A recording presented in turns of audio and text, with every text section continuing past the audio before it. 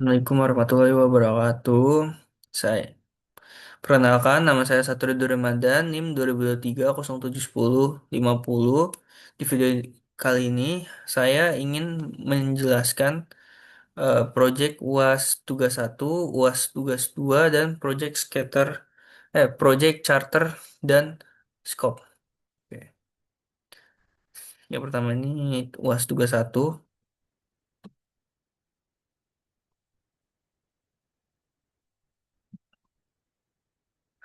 Oke, jadi sini ada latar belakang. Perkembangan teknologi informasi dan digital di dunia kerja menuntut lulusan perguruan tinggi untuk memiliki perencanaan karir yang terarah, terukur, dan selaras dengan kebutuhan industri. Namun kesulitan dalam memetakan potensi diri, menentukan jalur karir yang sesuai, serta memantau perkembangan kompetensi yang mereka miliki. Jadi, eh, tujuan dari latar belakang kami ini ingin membuat dan merealisasikan aplikasi karirku untuk memudahkan mahasiswa-mahasiswa fresh graduate untuk mencari lapangan kerja melalui aplikasi kami. Jadi di sini tuh selanjutnya ada analisis masalah computing. Di sini tuh mahasiswa dan alumni tuh sering mengalami kesulitan dalam mengelola portofolio akademik dan profesional secara terpusat. Jadi, karena mahasiswa ini sulitan dalam mencari kerja dan mengelola portofolio akademik mereka, di aplikasi kami ini, kami sudah terintegrasi oleh industri-industri yang kerjasama oleh aplikasi kami. Karena platform-platform profesional sebelumnya seperti LinkedIn dan Jobstreet itu kurang relevan dengan konteks kampus karena tidak terintegrasi dengan sistem akademik, sertifikat kegiatan, maupun data alumni. Nah, terus juga pencarian magang dan kerja masih terfragmentasi. Komunikasi antar mahasiswa, alumni, dan industri belum terfasilitasi dengan baik. Terus juga data alumninya juga kurang kurang dilakukan secara manual dan tidak real time. Terus di sini ada rumusan tujuan project. Jadi tujuan project karirku ini adalah membangun platform jejaring aplikasi yang terintegrasi dengan sistem akademik untuk mendukung pengembangan karir mahasiswa dan alumni. Platform ini tuh bertujuan menyediakan profil akademik dan profesional app portofolio, market karir, serta fitur tracer study yang dimanfaatkan oleh kampus dan mitra industri. Nah, selain itu, bertujuan meningkatkan konektivitas, kolaborasi, dan akses peluang kerja secara efektif sejak masa kuliah hingga memasuki dunia kerja. Jadi sini tuh ada identifikasi stakeholder dan kebutuhan mereka. Di sini tuh ada 6 di mahasiswa, alumni, dosen, kampus, manajemen, dan mitra industri, terus tim proyek. Jadi sini ada mahasiswa, profil akademik dan portofolio digital, informasi, magang, kerja, sertifikasi otomatis, terus juga alumni itu ada jejaring profesional, peluang kerja, rekomendasi, data akademik, terus ini ada tracer study, analitik alumni, dan laporan akreditasi. Terus di sini ada mitra industri, akses talenta, kampus, lowongan kerja magang. Terus terakhir ini ada kebutuhan teknis, tools pengembang, dukungan manajemen. Di sini itu ada define sukses kriteria. Jadi proyek karirku ini dinyatakan berhasil apabila platform yang digunakan itu secara stabil oleh mahasiswa dan alumni, terintegrasi dengan sistem akademik kampus serta mampu menyediakan data tracer study yang akurat. Keberhasilan juga diukur dari tercapainya target fungsional utama seperti profile, portofolio, marketplace karir, dan rekomendasi, terus juga kepuasan pengguna, keamanan data yang terjamin, serta proyek selesai sesuai jadwal anggaran yang telah ditetapkan. Terus di sini ada UAS Project. Jadi di sini tuh ada project charter. karirku. Di sini tuh ada bisnis case. Jadi kayak karirku ini tuh dikembangkan untuk menjawab kebutuhan kampus dalam menyediakan platform yang terintegrasi yang menghubungkan mahasiswa, alumni, dosen, dan mitra industri. Nah, terus ini ada project goals. Project goals ini ada 4, yaitu membangun platform jejaring profesional berbasis kampus yang aman dan terintegrasi, menyediakan visur akademik, e-portfolio, marketplace karir, dan tracer study. Terus juga di sini tuh ada menghubungkan kampus dengan mitra industri secara efektif. Keempat ini ada menyelesaikan proyek sesuai jadwal, anggaran, dan standar kualitas yang ditetapkan. Di sini tuh deliverable ada 8. Di sini ada dokumen kebutuhan sistem atau SRS, di sini ada desain IRD dan UML, di sini ada backend API, out, profile, job, tracer study, di sini ada front end web dan mobile application, di sini ada sistem e-portfolio dan sertifikat digital, di sini ada dashboard tracer study dan analitik kampus, di sini ada CI, CD, pipeline, environment, cloud, dokumen pengujian dan deployment. Di sini tuh ada fase-fase kesusahan. Di sini ada sprint satu nih, tahap satu. Ini ada inisiasi dan perencanaan. Di sini ada sprint 2, ini ada desain. Sistem ketiga dan 6 ini ada development dan integration. Di sini ada 7 ini ada testing dan deployment. Ini yang akhir. Terus yang ini ada sponsor dan project manager. Di sini ada 2, itu ada project sponsor dan project manager. Terus di sini di scope statement in scope ini ada ada 7. Di sini ada pengembangan aplikasi web dan mobile karirku, integrasi SSO kampus, pengelolaan profil mahasiswa dan alumni. Di sini ada marketplace magang dan kerja. Terus ada fitur kolaborasi dan rekomendasi, tracer study dan analitik, deployment maintenance awal. Di sini ada out of scope-nya. Terus di sini ada stakeholder register dan matrix.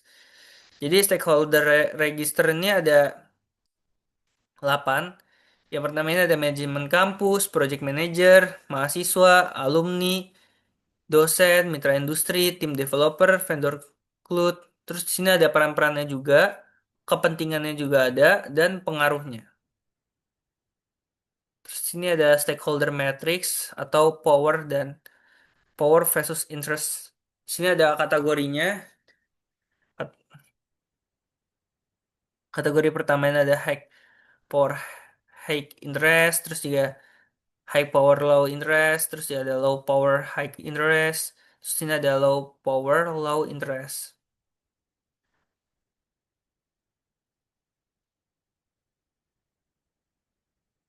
Terus di sini tuh yang terakhir ini ada project charter dan scope. Nah, di sini tuh project objectives dan outcomes-nya. Ini kayak objektif dan hasilnya. Jadi tujuan karir core ini tuh platform jejaring profesional berbasis kampus untuk menghubungkan mahasiswa alumni, dosen, dan mitra industri dalam satu ekosistem karir digital terpadu. Yang diharapkan aplikasi dan mobile, fitur akademik, portofolio digital, dan marketplace karirku, sistem tracer study otomatis bagi kampus, dashboard monitoring alumni dan data analitik karir, fitur kolaborasi dan rekomendasi lintas pengguna. Terus di sini itu ada stakeholder dan SMS, yaitu stakeholder utama ini ada project sponsor, project manager, tim teknis ini ada 5, tim pendukung ada 1 orang, tim teknis ini ada 5 yang eh, orang-orangnya tuh sesuai dengan kebutuhan tim kami. Terus SMS ini ada atau subject matter expert ini SME. Ini ada 3, yaitu dosen bidang karir dan treasure study, human resource profesional dari industri, terus di sini ada konsultan sistem akademik, terus di sini tuh ada riset dan analisis yang yang kami lakukan ini ada riset pasar, riset pengguna, analisis teknik, analisis resiko, terus di sini ada scope, timeline dan budget. di ruang lingkup scope. Jadi di sini tuh ada 5 ya, desain UI UX lengkap. Terus ada fitur, yaitu ada fitur utama. Terus ini ada pengembangan backend dan integrasi ke API kampus. Terus ini ada dashboard analitik kampus. Terus ini ada pengujian dan peluncuran versi beta. Ini timelinenya ini kita sampai tahap 7. Terus di sini ada deliverable, milestone, dan kriteria keberhasilan. Di sini ada deliverable, ada 5. Terus sini milestone kita ini ada 7. Kriteria keberhasilan pengguna ini semua fitur utama berfungsi stabil, uji pengujian 85% menyatakan mudah digunakan, integrasi kampus berjalan tanpa error, sistem mampu menangani 50 pengguna aktif awal. Di sini ada peran dan tanggung jawabnya, rencana komunikasi. Terus ini ada resiko dan kendalanya. Nah, terus ini ada review dan refinement. Di sini ada 3, itu charter direview oleh sponsor dan stakeholder kick-off meeting. Terus penyesuaian dilakukan setiap akhir sprint berdasarkan feedback. Terus terakhir ini ada revisi scope, prioritas, fitur, atau jadwal hanya dapat dilakukan dengan persetujuan project manager dan sponsor. Sekian dari kami, terima kasih.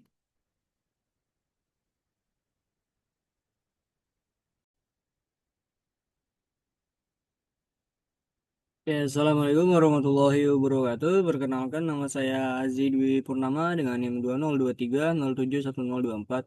Saya akan melanjutkan materi presentasi terkait dari UAS, proyek saya dengan Satrio Dwi Ramadan dengan judul Karirku.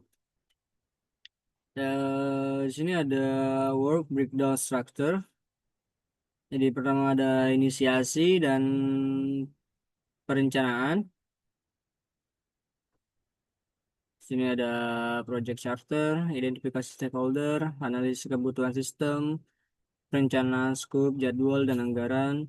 Lalu bagian keduanya ada desain sistem, bagian ketiga ada pengembangan backend, bagian keempat ada pengembangan front end, bagian kelima ada infrastruktur dan DevOps, bagian keenam masuk ke tahap testing dan quality assurance, bagian ketujuh masuk ke tahap deployment dan dokumentasi. Untuk selanjutnya masuk ke network diagram, ada inisiasi dan perencanaan, itu masuk ke desain sistem, lanjut ke back-end front-end development, back-end front-end masuk ke integrasi sistem, setelah integrasi sistem masuk ke testing, setelah testing lalu terakhir masuk ke tahap deployment. Untuk Gancet sendiri, sini kegiatan-kegiatannya terdiri dari menentukan visi misi dan objektif, pembentukan tim inti, pemilihan tools dan workflow, setup repository GitHub, serta rapat kick-off dengan metodologi Agile. Sini ada 7 kegiatan dengan batas waktu sprint 1 sampai sprint 6. Sini ada estimasi biaya project atau budget plan-nya. Sini ada pertama direct cost, dengan kelompok dari tenaga medis. Ini ada back end, front end, mobile developer, UI UX designer, DevOps, UI tester dengan gaji per bulan.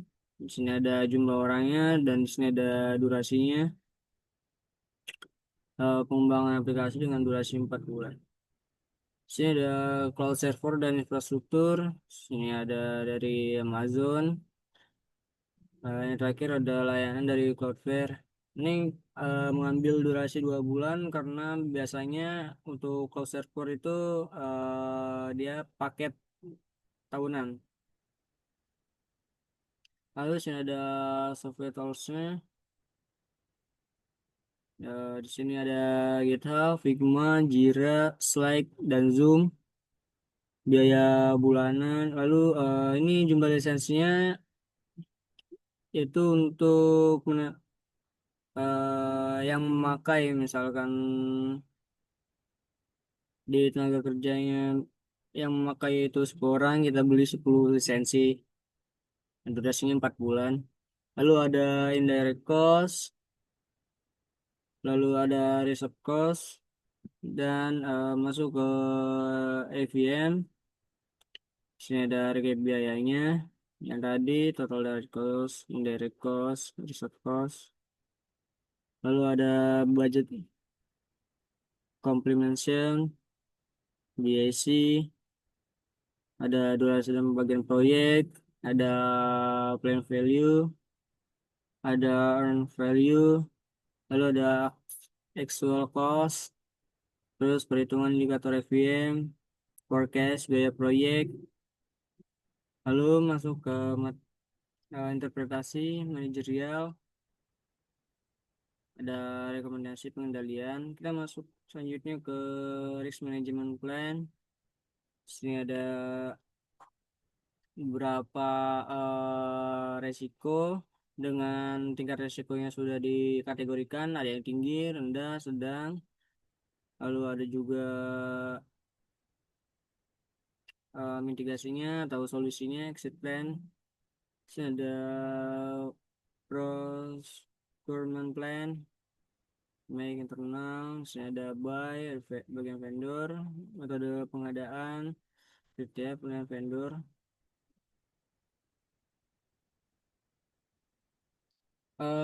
Untuk selanjutnya kita masuk ke tugas 4. Ini bagian dari apa namanya? Simulasi menjalankan sprint 1.